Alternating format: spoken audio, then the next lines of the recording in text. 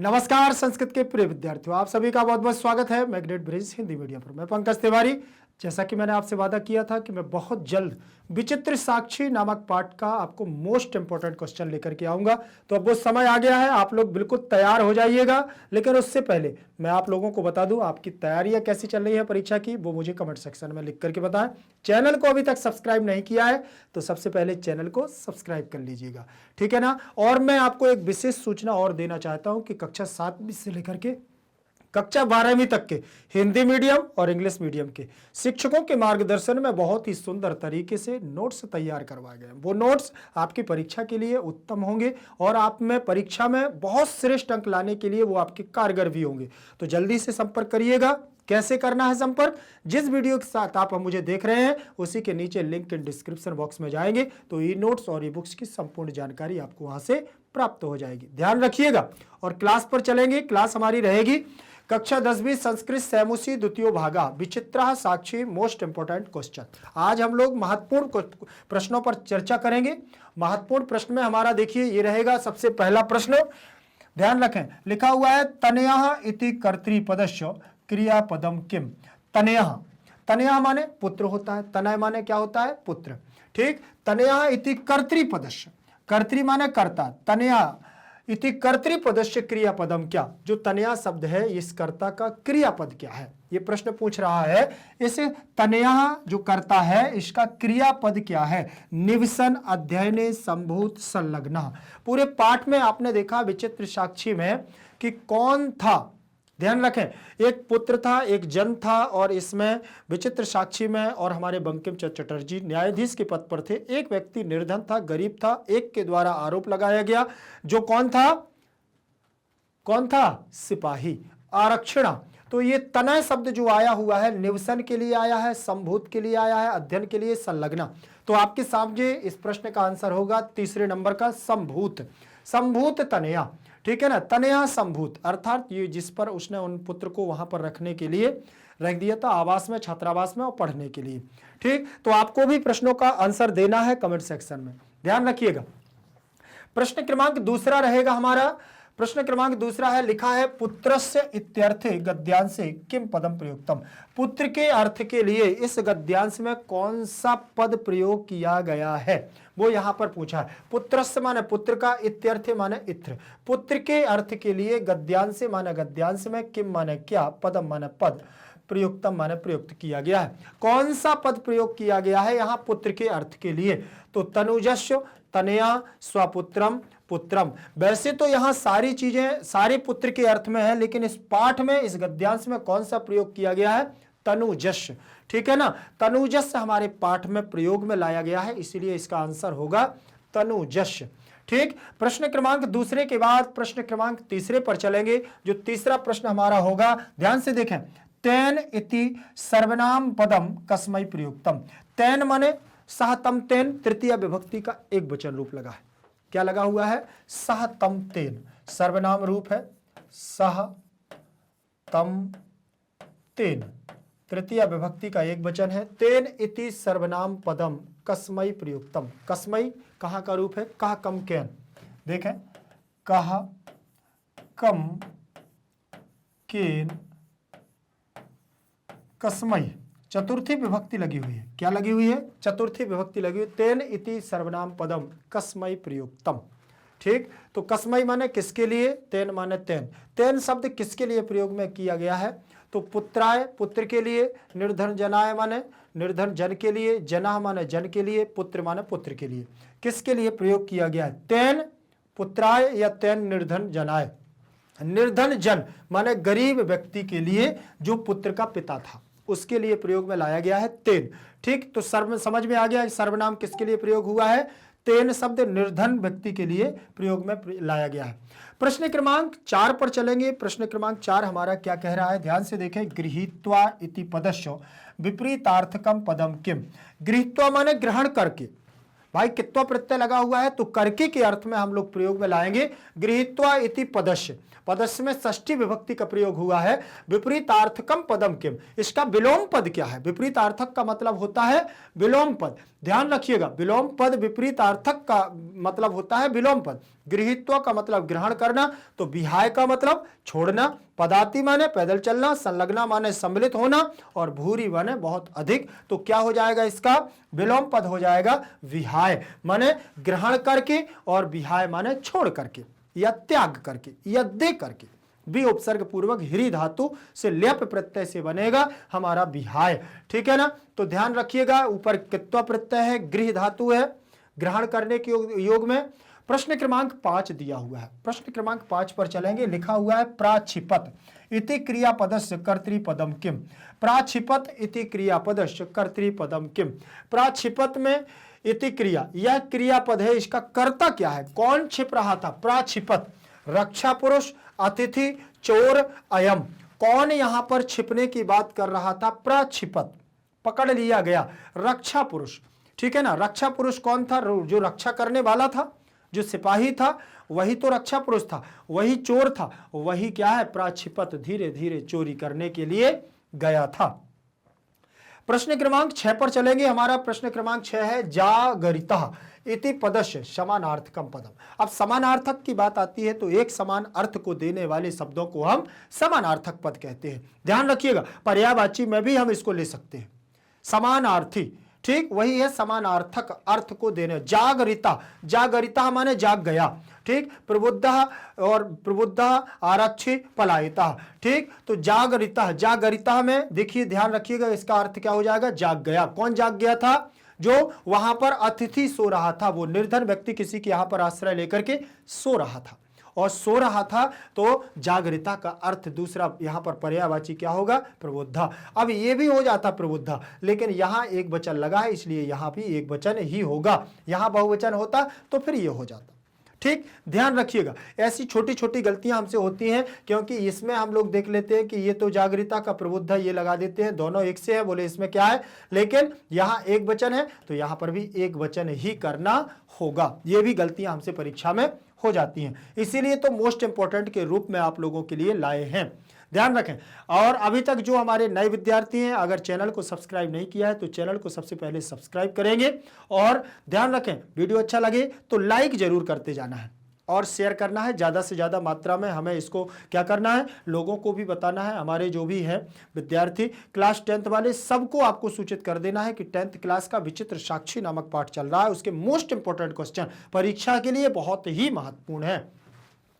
प्रश्न क्रमांक 7 पर हम चलेंगे। लिखा हुआ है तस्य तारस्वरेण अत्र तस्य इति सर्वनाम पदम कस्य कृते प्रयुक्तम, ठीक। तस्य तारस्वरेण, उसके लंबे ऊंचे स्वर के द्वारा, अत्र यहां पर तस्य किसके लिए प्रयोग किया गया है, जो तस्य सर्वनाम पद है, तस्य क्या है, सह तम तेन तस्मै तस्मात् तस्य, षष्ठी विभक्ति का एक वचन है, और ये कस्य माने किसके लिए, कृते माने प्रयोग किया गया है, किसके लिए प्रयोग किया गया है, किसका प्रयोग किया गया है, तस्य। तो चोर, चोरः, चोरस्य, चोरा, अतिथये, तो किसके लिए आया है यहां पर, तो निश्चित है कि चोर ने चिल्लाया था ऊंचे स्वर में, तो चोरस्य के लिए ही होगा, और तस्य यहां षष्ठी विभक्ति लगी है इसलिए चोरस्य हो जाएगा, ठीक।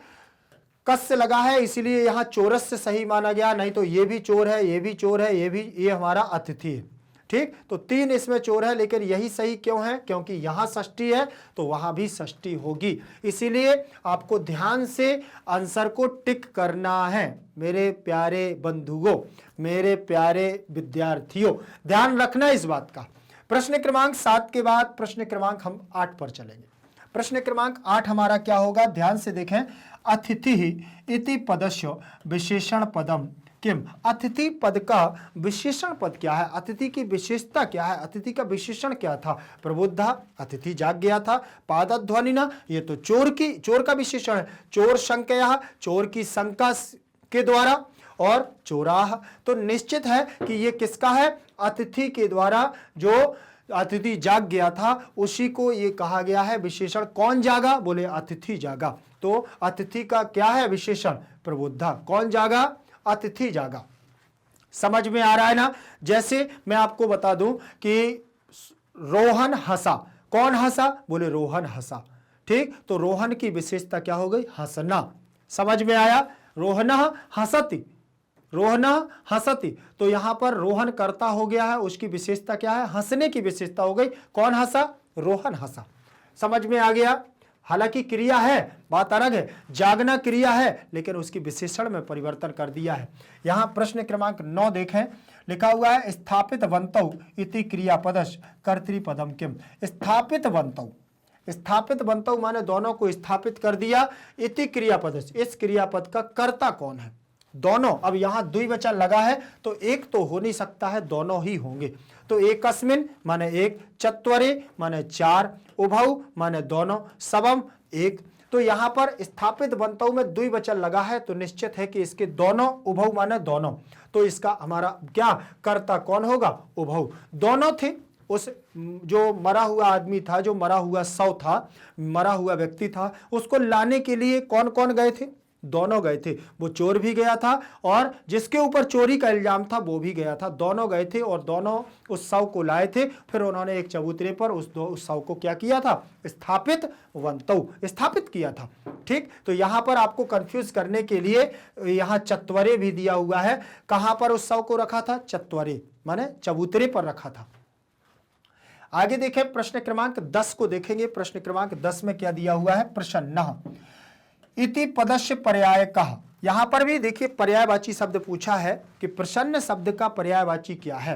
प्रसन्न कैसे हुआ था वो सिपाही? जब उसने वो रोने लगा था ना, क्योंकि निर्धन व्यक्ति था, वो कमजोर था, कृशकाय था, शरीर से दुर्बल था, तो वो रोने लगा क्योंकि उससे इतना भार उठ नहीं रहा था। तब वहां पर वो सिपाही हंसने लगा था। उसी प्रसन्न के लिए यहां पूछा है कि पाठ में कौन सा शब्द प्रयोग किया है। क्रंदन, तो क्रंदन माने तो रोना, मुदिता माने हंसना, भारवतः माने वजन, और कृशकाय माने कमजोर। तो कौन सा हो जाएगा भाई साहब? इसका आंसर होगा खा नंबर का, क्योंकि मुदिता, मुदिता माने प्रसन्न, और पर्यायवाची शब्द के आधार पर प्रसन्न शब्द का मुदित शब्द ही सही होगा, मुदिता। ठीक, समझ में आ गया ना? प्रश्न क्रमांक 10 के बाद प्रश्न क्रमांक आगे चलेंगे 11 नंबर पर। प्रश्न क्रमांक 11 क्या है हमारा? तस्य क्रंदनम, खाली स्थान, अत्र तस्य सर्वनाम पदम कस्मै प्रयुक्तम। कस्य शब्द जो आया हुआ है, कौन रोने लगा था? आपसे पूछ रहा हूं कौन रोने लगा था? आप जल्दी बता दोगे क्योंकि आपने पाठ को पढ़ लिया होगा, तो आप बता दोगे कौन रोने लगा था। निर्धन व्यक्ति, दुर्बल व्यक्ति, कृशकाय व्यक्ति, उस पुत्र का पिता रोने लगा था जिसके ऊपर चोरी का इल्जाम लगा था, वही रोने लगा था। तो यहां पर तस्य शब्द उसी के लिए प्रयोग आया है। क्रंदनम माने तो रोना, और तस्य क्रंदनम, कौन रोना, कौन रोना था, किसका रोना शुरू हुआ? तो रक्षा पुरुष का। रक्षा पुरुष तो नहीं रोया क्योंकि वो तो सिपाही था, वो तो क्या था? हष्टपुष्ट सुपुष्ट देह शरीर वाला था। न्यायाधीश के लिए है क्या? न्यायाधीश भी क्यों रोएगा? वो तो न्याय सुनाने वाला है। अतिथय, तो अतिथय अतिथि रोया है क्या? ठीक, अतिथि न। तस्य किसके लिए आया हुआ है? अब आप इसमें बताएंगे गा नंबर का होगा कि घा नंबर का। आंसर देखिए अतिथय। तस्य शब्द किसके लिए प्रयोग हुआ है? अतिथय। अब यहां पर ये क्यों नहीं हुआ? ये इसलिए नहीं हुआ क्योंकि यहां चतुर्थी लगी है, इसलिए चतुर्थी का पद ही मान्य किया जाएगा, प्रथमा विभक्ति का नहीं। ध्यान रखिएगा, अगर यहां पर कहा होता, ऐसा होता, तो फिर ये वाला आंसर आपका सही माना जाता। विद्यार्थियों ध्यान रखना, छोटी छोटी गलतियां बता रहा हूं जहां पर हम लोग गलतियां करते हैं परीक्षा में। ठीक, यहां पर अब यहां कस्मै लगा है तो चतुर्थी का एक वचन, तो वो भी हमारा चतुर्थी का एक वचन हो जाएगा। समझ में आ गया? चलिए आगे देखेंगे, अगले प्रश्न पर चलेंगे। प्रश्न क्रमांक हमारा 11 के बाद प्रश्न क्रमांक 12 होगा। प्रश्न क्रमांक 12 क्या दिया हुआ है? लिखा है पटाच्छादितम, पटाच्छादितम इति पदस्य विशेष पदम किम। इस जो हमारा पट आच्छादित लिखा हुआ है, सबसे पहले तो अर्थ जान लिए। पट आच्छादित का मतलब होता है कपड़े से ढका हुआ। पट माने कपड़ा, आच्छादित माने ढकना। ठीक, कपड़े से ढका हुआ। इस पद के लिए इस पद का विशेष पद क्या है? कौन ढका हुआ था? इसका विशेष क्या है? तो निहितम, काष्ठफल के, काष्टम, देहम। बताइए जल्दी से, आप खुद बता दोगे कि कौन कपड़े से ढका हुआ था। वो लकड़ी का टेबल या लकड़ी ढकी हुई थी, या निहितम रखा हुआ था, या देहम। क्या हो जाएगा? बताइए जल्दी से बता। देहम, शरीर ढका हुआ था। किससे ढका हुआ था?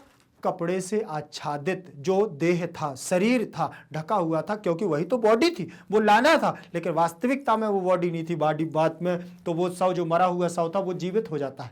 आपने पूरा पाठ पढ़ा होगा। क्यों? वो न्यायाधीश का, बंकिम चंद्र चटर्जी का एक केवल नाटक था, एक लीला थी सत्य को जानने के लिए।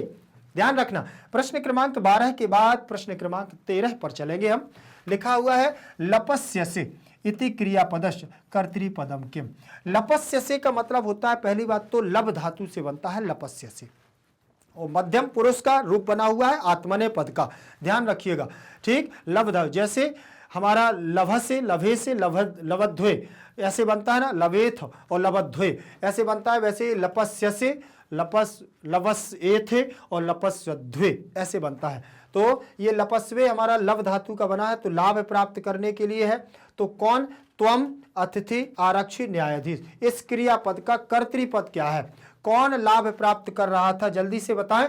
तो तुम बोले जो लाभ प्राप्त कर रहे हो वो तुम अपने उसके कारण, क्योंकि तुमने जो लाभ मिला है उसी के कारण तुम अपना ये सब भोग रहे हो।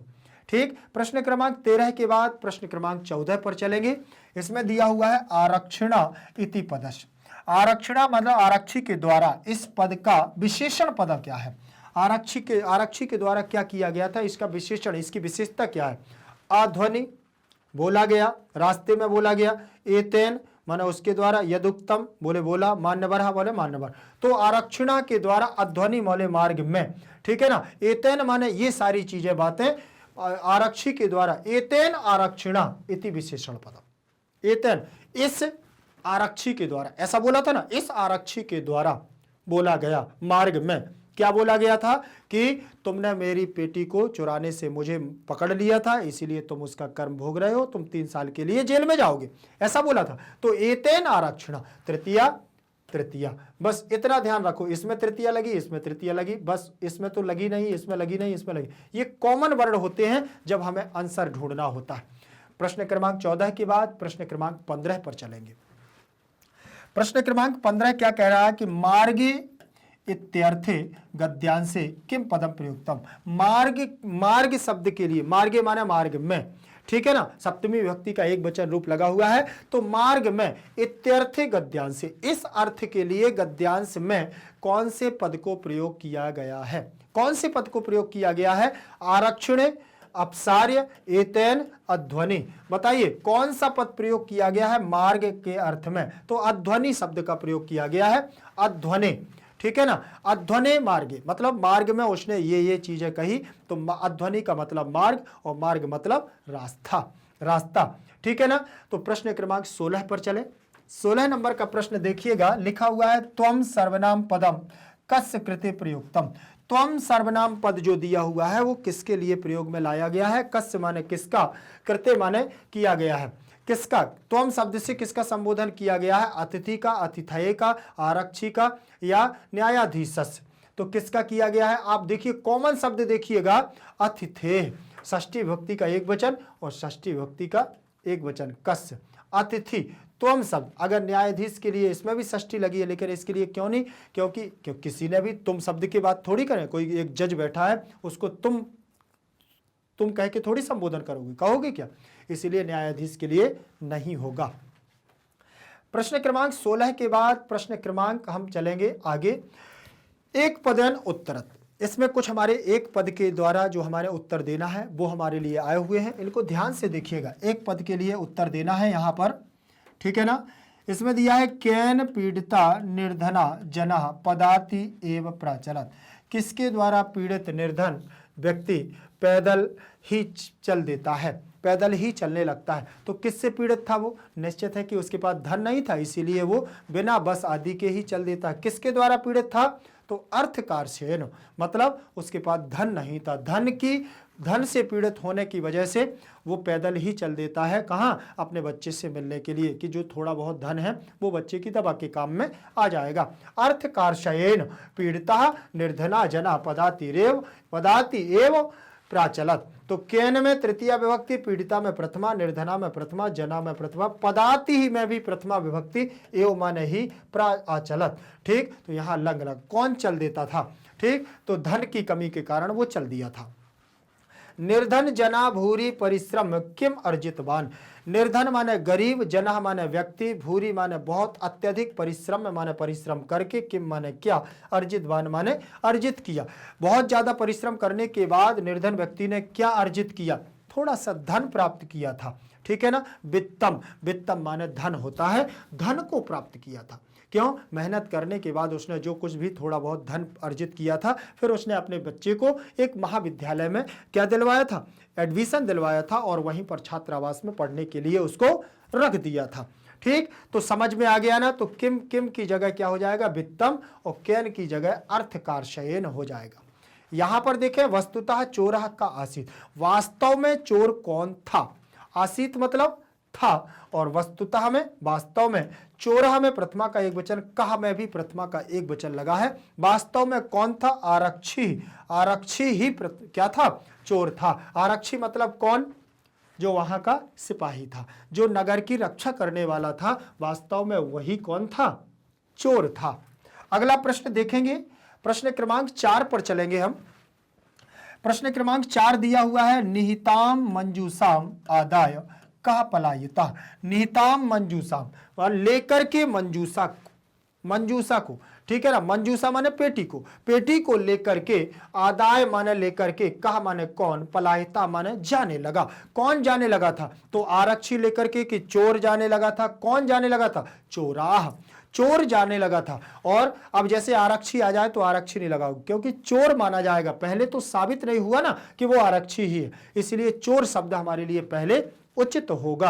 आरक्षी, हालांकि आरक्षी ही वास्तव में चोर था, सिपाही ही चोर था, लेकिन अगर ऑप्शन में आप आरक्षी लिख दोगे तो गलत हो जाएगा। क्यों, क्योंकि पहले थोड़ी वो स्पष्ट हुआ था कि वो चोर है, वो तो चोर रात्रि में आया बन करके और उसने पेटी को उठाया, मंजूसा का मतलब पेटी। और निहिताम में द्वितीय विभक्ति, मंजूसाम में द्वितीय विभक्ति, आदाय में आ उपसर्ग दा धातु लेप प्रत्यय से आदाय बना है, और कहा में प्रथमा का एक वचन, पलायिता में पलायन धातु से पलायिता बन जाएगा, प्रथमा का एक वचन, चोरा में प्रथमा का एक वचन।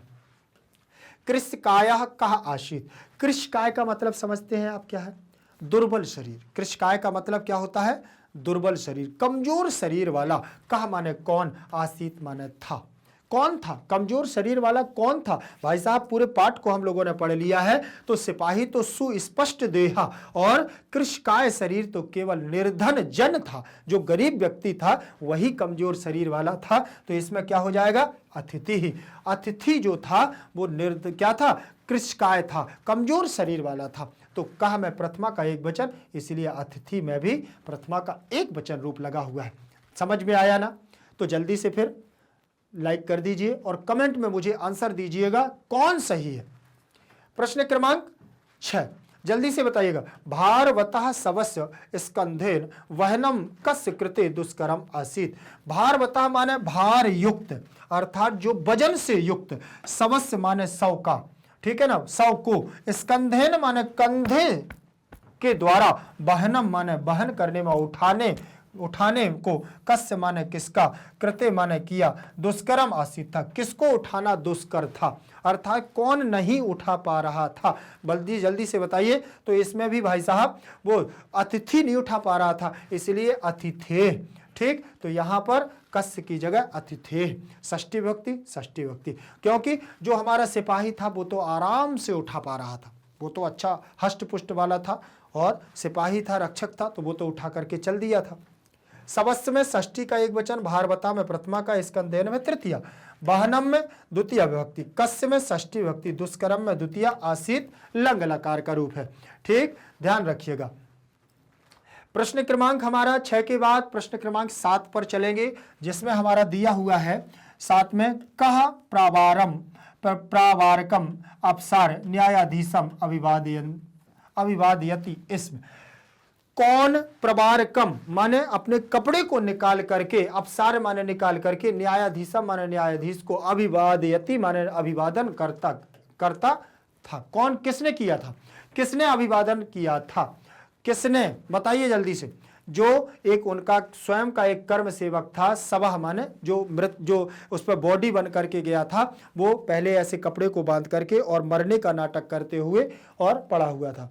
ठीक, तो वही अपने कपड़े को निकालता है और बाद में न्यायाधीश को क्या करता है, नमस्कार करता है और पूरी सच्चाई को बताता है। तो सबह, कह सबह, तो यहां पर इसका आंसर क्या हो जाएगा, शवः हो जाएगा। इसके बाद प्रश्न क्रमांक 8 दिया हुआ है, न्यायाधीशेन पुनः तौ कस्याः विषये वक्तुम आदिष्टौ। ध्यान रखें, न्यायाधीश के द्वारा पुनः माने दोबारा से, तौ माने उन दोनों को, कस्याः माने क्या, विषय माने विषय में वक्तुम माने बोलने के लिए, आदिष्टौ माने आदेश दिया, क्या बोलने के लिए आदेश दिया, न्यायाधीश के द्वारा क्या बोले, घटना आया है, जो उनके साथ में, दोनों के साथ में घटना घटी हुई थी, चोर के बीच में और अतिथि के बीच में जो घटना घटी हुई थी उसके बारे में कहने के लिए कहा।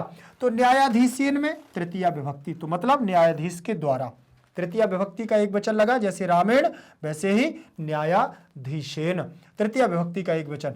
पुनः में, पुनः मतलब दोबारा, तौ सह तौ द्विवचन का रूप लगा हुआ है, कस्याः में षष्ठी विभक्ति का एक वचन रूप लगा है, विषय में सप्तमी का एक वचन, वक्तुम में वच धातु लगी हुई है यहां पर, और वक्तुम तुमुन प्रत्यय लग करके आदिष्टौ बना हुआ है, ठीक है ना, वो वक्तुम बना हुआ है आदिष्टौ, आदेश देने के लिए। तो घटना के बारे में, कस्याः घटनाया, यहां षष्ठी का एक वचन, यहां भी षष्ठी का एक वचन रूप दिया हुआ है।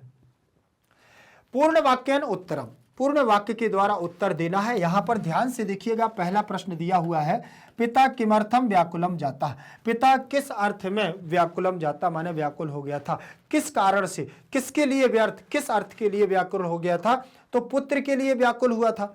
ठीक, तनुजस्य रुग्णताम, तनुजस्य रुग्णताम आकर्ण पिता व्याकुला जाता, पुत्र की रुग्णता माने पुत्र की रोगीपन को सुन करके क्या हो गया था, पिता व्याकुल हो गया था, पिता क्या हो गया था, व्याकुल हो गया था। क्यों, क्योंकि उसने जैसे ही सुना कि हमारा पुत्र क्या हो गया है, रोगी हो गया है, और उसने जैसे ही सुना तो वो क्या हो गया, व्याकुल हो गया। इसीलिए पिता किमर्थम व्याकुलः जाता, पिता किसके लिए व्याकुल हो गया था। तो तनुजस्य में षष्ठी विभक्ति का एक वचन, रुग्णताम में द्वितीय विभक्ति का एक वचन रूप लगा है, आकर्ण में आ उपसर्ग है, कर्ण धातु है, तो सुन करके पिता व्याकुलः जाता, व्याकुल हो गया था।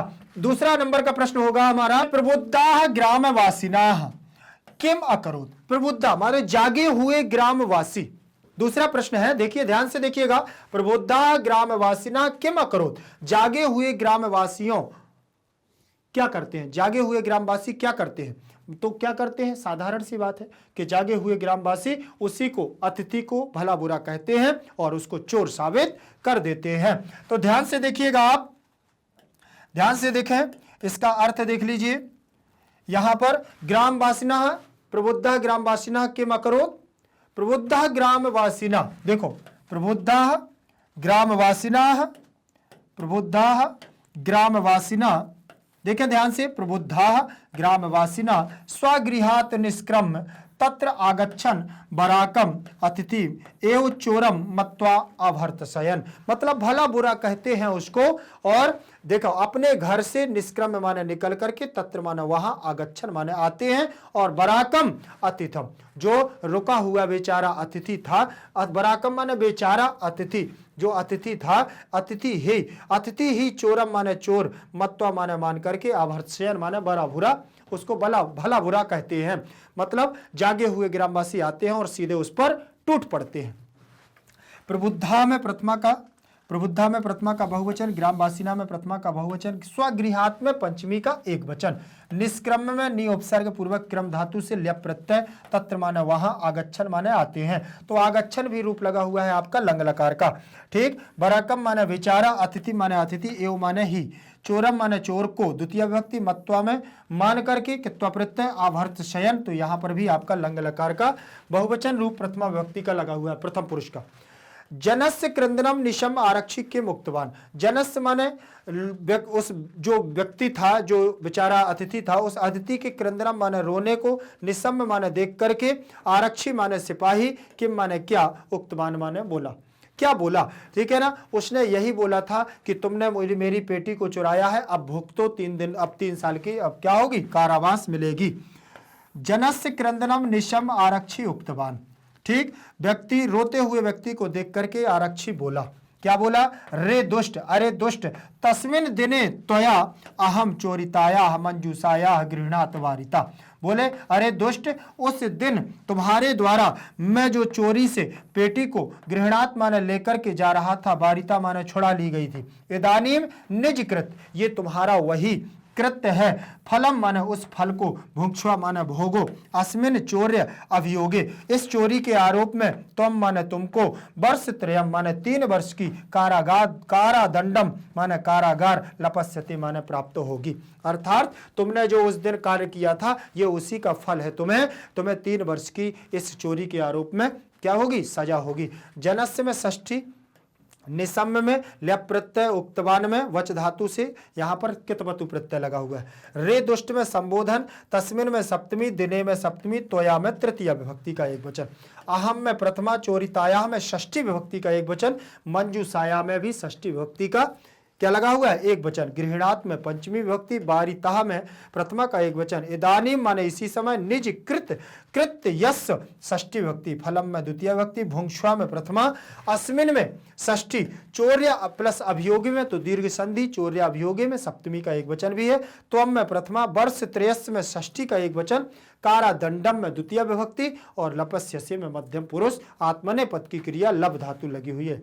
ठीक, तो समझ में आ गया। इसके बाद आगे देखें, प्रश्न क्रमांक 4 होगा। प्रश्न क्रमांक 4 को देखिएगा, न्यायाधीशः कथम न्यायम अकरोत्, न्यायाधीश कैसे न्याय को करता है, कैसे करता था। ठीक है ना, न्यायाधीश लीला के द्वारा, नाटक के द्वारा जब समझ में नहीं आता है तो तब ऐसे ही करना पड़ता है।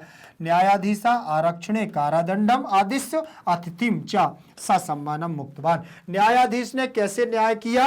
तो न्यायाधीश ने आरक्षी माने वो जो सिपाही था उसको कारागार में डाला और आदेश दिया और अतिथि को ससम्मान मुक्त कर दिया। अतिथि को क्या कर दिया? ससम्मान मुक्त कर दिया। समझ में आया। इसके बाद प्रश्न निर्माणम कुरुत, प्रश्नों का निर्माण करना है, प्रश्नों का निर्माण करिएगा। यहां पर लिखा हुआ है अधोलिखित कथनेषु स्थूल पदानि आधृत्य प्रश्न निर्माणम कुरुत, मतलब नीचे लिखे हुए कथनों में स्थूल पद, कुछ मोटे पद हैं, उन पदों को आधृत माने आधार मान करके प्रश्न निर्माणम माने प्रश्न का निर्माण, कुरुत माने करो। समझ में आ गया। अब प्रश्न का निर्माण कैसे करना है देखिए, यहां लिखा हुआ है तनया छात्रावासे निवसन अध्ययने संलग्न संभूत। तनय माने पुत्र, छात्रावासे माने छात्रावास में, निवसन माने निवास करके, अध्ययन माने अध्ययन में, संलग्न माने संलग्न, संभूत माने हो गया था। ठीक है ना। तो कुत्र, तनया कुत्र निवसन अध्ययने संलग्न संभूत, तो क्या आ जाएगा? छात्रावासी, कुत्र आ जाएगा। स्थानवाची जहां पर भी आपको लगे वहां कुत्र लगा दिया जाता है। फिर इसके बाद करुणा परह ग्रही तस्मै आश्रयम प्रायच्छत, करुणा परह कह, ठीक है ना, कह ग्रही तस्मै आश्रयम प्रायच्छत, किसके घर में वह आश्रय प्राप्त किया? तो एक करुणा परा मालिक था उसके यहाँ। तो कीदृशः, किस प्रकार का मालिक था? कीदृशः ग्रही तस्मै आश्रयम प्रायच्छत, किस प्रकार के मालिक ने उसको आश्रय दिया? तो करुणापरा, जो करुणा से परायण था, मतलब दयावान था, ऐसे पुरुष के यहाँ जाकर के वो आश्रय लिया। ग्रामवासिनः स्वगृहात् निष्क्रम्य तत्र आगच्छन्, गांववासी अपने घर से निकल करके तत्र माने वहां, आगच्छन् माने आ गए थे। तो के बहुवचनांत पद, तो कहा कौ के हमारा प्रथमा का बहुवचन है, तो ग्रामवासीना प्रथमा का बहुवचन है, उसी के आधार पर यहां के आ जाएगा। के स्वगृहात् निष्क्रम्य तत्र आगच्छन्, कौन? अपने घर से निष्क्रम्य माने निकल करके, तत्र माने वहां, आगच्छन् माने आ गए थे, तो ग्रामवासीना। ठीक, आगे चलेंगे।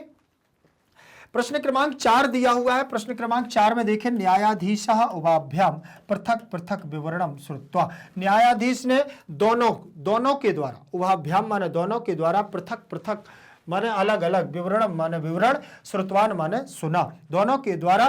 तो न्याय काभ्याम तृतीया का द्विवचन का लगा हुआ है, ध्यान रखिएगा। तो न्यायाधीशा काभ्याम पृथक पृथक विवरणम श्रुत्वा, किस किसका? दोनों का। किस किसका उन्होंने अलग अलग विवरण सुना? तो दोनों का, उभाभ्याम। ठीक, अब यहां प्रश्न क्रमांक 3 दिया, अभियुक्तः कृषकायः आसीत्, अभियुक्त माने जिसके ऊपर आरोप लगाया गया था, चोरी का आरोप लगाया गया था, वो कैसा था? कृषकायः आसीत्, कमजोर था, दुर्बल था। तो अभियुक्तः क्या हो जाएगा, कायः, चतुर्थी विभक्ति लगी हुई है, कृशकाय। ठीक, तो क्या लगा हुआ है, ध्यान रखें, कीदृश, किस प्रकार का। अभियुक्तः किस प्रकार का था, अभियुक्त किस प्रकार था, दुर्बल था। कृशकाय था, किस प्रकार का था, कृशकाय। देखिए कथा क्रम संयोजनम, अब यहां कथा का क्रम है, आपने पूरे पाठ को पढ़ा होगा तो आप इनको क्या कर सको, सिस्टम से लगा सकते हो। बिल्कुल सिस्टम से लगाना मतलब क्रम के अनुसार। देखें यहां प्रश्न दिया हुआ है, अधोलिखितानि वाक्यानि कथा क्रमेण संयोज्य, अर्थात कथा क्रम के आधार पर इनको व्यवस्थित क्रम में रखना है। पहला लिखा है, न्यायाधीशा आरक्षणे कारादंडम आदिश्यतम जन्म सासम्मानम मुक्तवान, ये तो सबसे लास्ट का है भाई साहब, पहले कैसे आ जाएगा। कश्चन निर्धना जना भूरी परिश्रम में कश्चित वित्तम उपार्जितवान, इसको अभी पहले पे लगा लेते हैं। फिर लिखा, न्यायाधीशा आरक्षणम अभियुक्तम चातम सौ न्यायालय न्यायोत्तम दृष्टवान, ये अभी का नहीं, ये बीच का है। तौ न्यायालय ने स्वस्व पक्षम पुनः स्थापित बनतौ, ये भी हमारा बाधी का है। रक्षा पुरुषा तम अतिथि चोरो यम इति प्राख्याप्य कारागृहे प्राक्षिपत, ठीक, तो ये भी वाद का है। सह पिता तनुजस्य रुग्णताम आकर्ण्यम व्याकुलम जाता पुत्र दृष्टुम च प्रस्थिता, ये भी हमारा वाद का है। सह पार्श्व स्थिति ग्रामे रात्रि निवासम कर्तुम किंचित गृहम उपागता, ये भी बात का है। उभौ सबम आनीयम एकस्मिन चत्वरे स्थापित बनतौ, अब यहां से अब इसको सिस्टम से बनाओ। कश्चन निर्धना जनी भूरा, ठीक है ना, ये हो गया है हमारा यहां से। फिर इसके बाद जैसे वो गया तो उसने क्या किया, उसने सह पिता तनुजस्य रुग्णताम आकर्ण, वो सुन करके व्याकुल हो गया। अब यहां दूसरे नंबर पर आ जाएगा।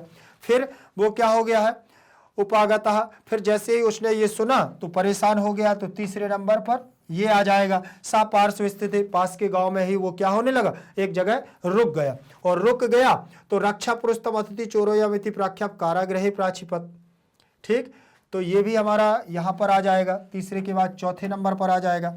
फिर इसके बाद हमारा चौथा हो गया। पांचवें नंबर पर क्या होगा, यहां पर न्यायाधीशा आरक्षण अभियुक्तम च सबम न्यायालय अनुतुम, ये नहीं होगा।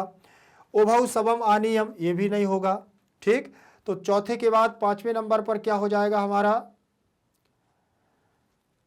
इसके बाद ये कष्ट, इसके बाद न्यायाधीश आरक्षण उभौ सम न्यायालय अनुतम, यहां हम पांचवें नंबर पर इसको लगा देते हैं। छठवें नंबर पर क्या हो जाएगा, तो पक्षम पुनः स्थापित तौ न्यायालय, तो ये फिर से दोबारा से वो कहते हैं कि अपना दोनों लोग अपनी घटना को दोबारा से सुनाओ। फिर इसके बाद, ठीक, लेकिन उससे पहले लाने के लिए फिर ये हमारा 6 नंबर पर ये हो जाएगा, 7 नंबर पर यहाँ आ जाएगा। फिर लास्ट में पूरा निर्णय सुन लेते हैं तो 8वें नंबर पर ये आ जाता है। तो इस प्रकार से हमें इसको व्यवस्थित करना है, ठीक, तो आप लोग भी ध्यान से पूरी कहानी को जरूर पढ़िएगा, तब जाकर के हम ये व्यवस्थित क्रम कर पाएंगे। आप इसको देखिएगा, ये आपका देखो, कश्चन भूरी प्रसन्न कश्चित वित्तम उपार्जितम, पहला हो गया। सा पिता तनुजस्य रुग्णताम आकर्ण व्याकुलतम जाता, वह परेशान हो गया था अपने पुत्र की वो सुन करके बीमारी। फिर पार्श्व में स्थित एक गांव के पास गया और वहां निवास करने लगा। रक्षा पुरुष ने उस अतिथि को चोर प्राख्याप करके कारागृह में छोड़ने की बात कही, ये भी हो गया। फिर दोनों न्यायालय में अपने अपने उनको वाक्यों को रखने की बात करते हैं। फिर न्यायाधीश उसको क्या कर देते हैं, शव को लाने के लिए कह देते हैं, ये हो गया। फिर दोनों अपने शव को एक उस पर लाते हैं, चत्वारे पर, तो रख देते हैं, ये 7 हो गया। फिर न्यायाधीश दोनों को क्या कर देते हैं, निर्णय सुनाते हैं, तो अतिथि को दंड देते हैं और उसको ससम्मान यहाँ से छोड़ देते हैं। ये हमें इस प्रकार से क्रम भी आना चाहिए, ध्यान रखना, क्योंकि जब तक चैप्टर हमें अच्छे से नहीं आएगा, कहानी अच्छे से समझ में नहीं आएगी, तब तक हम इसको नहीं कर पाएंगे। परीक्षा में निश्चित है कि एक आपका व्यवस्थित क्रम आता ही है। इसके बाद अब दिया हुआ है, प्रसंग के अनुकूल उचित अर्थ को हमको देना है। यहां पर देखें, अधोलिखित वाक्येषु रेखांकित पदम आधारित कृते उचितम अर्थ चित्वा लिखत, नीचे लिखे हुए वाक्यों में रेखांकित पदों को उचित मान करके उसके अर्थ को चुन करके लिखना है। चलिए देखते हैं इसके अर्थ को कैसे हम चुनेंगे। अर्थ कार्षेण पीड़ितः सह पदाति एवं प्राचलत, अर्थ कार्षेण का मतलब क्या होता है, धन का अभाव, तो कृपणतया धनस्य अभावेन धनस्य आधिक्येन धनस्य प्रचुरतया, ठीक, तो इसका विशेष, इसका सही अर्थ क्या हो जाएगा, धनस्य अभावेन, धन का अभाव। अर्थ कार्षेण का मतलब धन का अभाव होने की वजह से वो पैदल चलता है, ठीक है ना। फिर इसके बाद दूसरे नंबर का प्रश्न होगा, प्राश्रिते विजने प्रदेशे पदयात्रा न सुभावा, उसने ये कहा है कि इस प्रकार के अनजान शहर में पैदल चलना सुबह भो बोले ठीक नहीं है, सुबह वह माने ठीक नहीं है। तो बिजने का मतलब यहाँ एकांत हो जाएगा कि विरक्त हो जाएगा कि दुर्गंधे के प्रदूषणे। तो निश्चित है कि यहाँ पर एकांते माने एकांत में, इस प्रकार के एकांत प्रदेश में, अनजान शहर में हमें पैदल नहीं चलना चाहिए, ठीक नहीं है। इसीलिए कहीं पर रात्रि विश्राम कर लेते हैं, ऐसा उसने सोचा था। प्रश्न क्रमांक दूसरे के बाद तीसरे प्रश्न पर चलेंगे। प्रश्न क्रमांक तीसरे पर चलेंगे। यहां दिया हुआ है सर्ववृत्तम अवगत्य सहतम निर्दोषम अमन्यत। सारे वृत्त को जान करके वह तो क्या है, निर्दोष अमन्यत, उसको निर्दोष मानने लगे। कौन? तो यहां अवगत्य का मतलब गत्वा, आगत्य, ज्ञात्वा या ज्ञानम। क्या हो जाएगा? ज्ञात्वा माने जान करके, अवगत्य का मतलब जान करके। सारे वृत्तांत को उन्होंने सुना और वो समझ गए हैं कि ये निर्दोष है और ये दोषी है। कौन? न्यायाधीश। प्रश्न क्रमांक 4 पर देखें। एतेन आरक्षिण अध्वनि यदुक्तम तद वर्णयामि। एतेन आरक्षिण बोले ए आरक्षी, अध्वनि बोले मार्ग में, यद उत्तम बोले इस प्रकार से बोला, उत्तम माने कहा, तद वर्णयामि मैं उसको कहता हूं। तो अध्वनि का अर्थ यहाँ मार्गे है कि द्वारे है कि ध्वनि रहतम है कि तूषणीम है। तो मार्गे, मार्ग शब्द के लिए अध्वनि शब्द का प्रयोग किया गया है। पाठ को देखते जाइएगा क्योंकि पाठ से एक भी हमारा आउट ऑफ बाहर नहीं गया है सिलेबस। ध्यान रखिएगा, जितने भी क्वेश्चन है सब पाठ से अंदर के हैं, कोई भी बाहर का नहीं है। प्रश्न क्रमांक 5 को देखें, लिखा हुआ है त्वया अहम चोरितायाह मंजूषायाह गृहणात वारिता। बोले तुम्हारे द्वारा, अहम माने मैं, चोरिताया माने चोरी के, मंजूषाया माने पेटी को, गृहणात माने लेकर के वारिता माने छोड़ा गया था।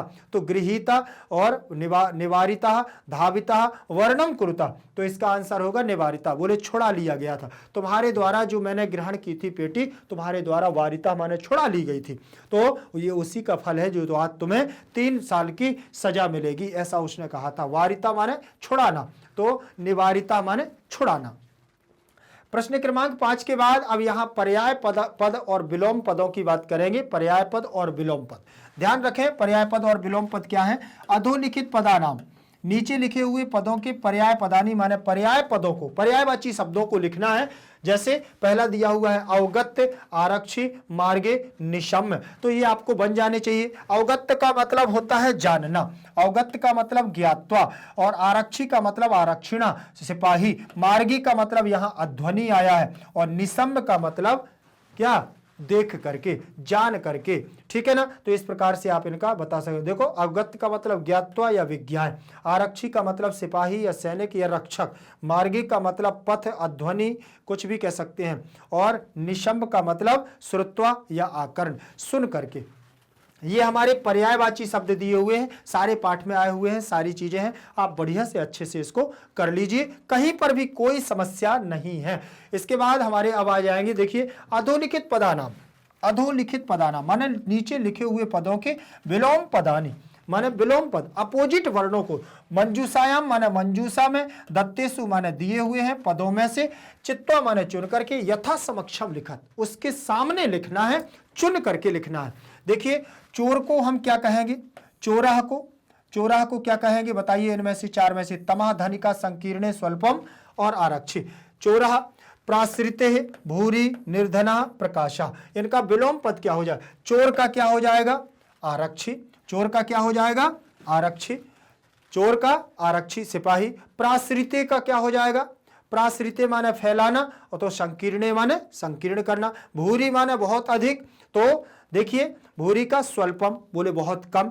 निर्धन का मतलब गरीब, तो धनिका माने अमीर। प्रकाशा का मतलब प्रकाश, तो तमह माने अंधकार। तो ये हमारे विलोम पद भी हो गए हैं।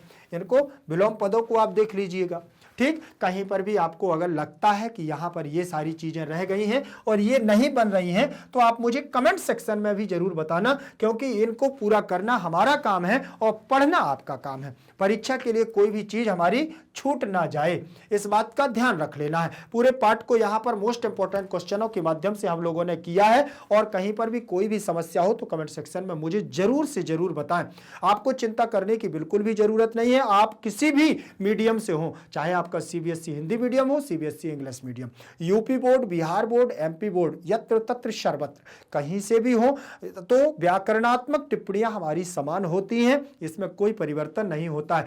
पाठ हमारा चेंज हो सकता है, लेकिन उसमें लगने वाली धातु प्रत्यय और संज्ञा आदि सर्वनाम कभी भी परिवर्तनशील नहीं है। तो ध्यान रखिएगा, आप लोग पढ़ते रहिएगा और वीडियो को लाइक शेयर कमेंट जरूर करते रहिएगा। कहीं पर भी कोई भी दिक्कत हो तो आप मुझे बताइएगा, क्योंकि भारत का एकमात्र ऐसा प्लेटफॉर्म जो आप लोगों को 100% फ्री एजुकेशन दे रहा है और क्वालिटी कंटेंट के साथ। क्वालिटी कंटेंट का मतलब ही होता है उच्च गुणवत्ता के साथ, योग्य शिक्षकों के द्वारा आपको यहां अध्यापन का कार्य करवाया जा रहा है। तो पढ़ते रहिएगा, मस्ती रहिएगा, और मैग्नेट ब्रेन्स के द्वारा आपके लिए उज्जवल भविष्य की कामनाएं करता हूं। ध्यान रखिएगा, बस आपके लिए एक सूचना विशेष यह है कि मैग्नेट ब्रेन्स के द्वारा कक्षा 7वीं से लेकर के 12वीं तक के सुंदर तरीके से टीचरों के, शिक्षकों के मार्गदर्शन में आपके लिए बहुत सुंदर नोट्स तैयार करवाए गए हैं।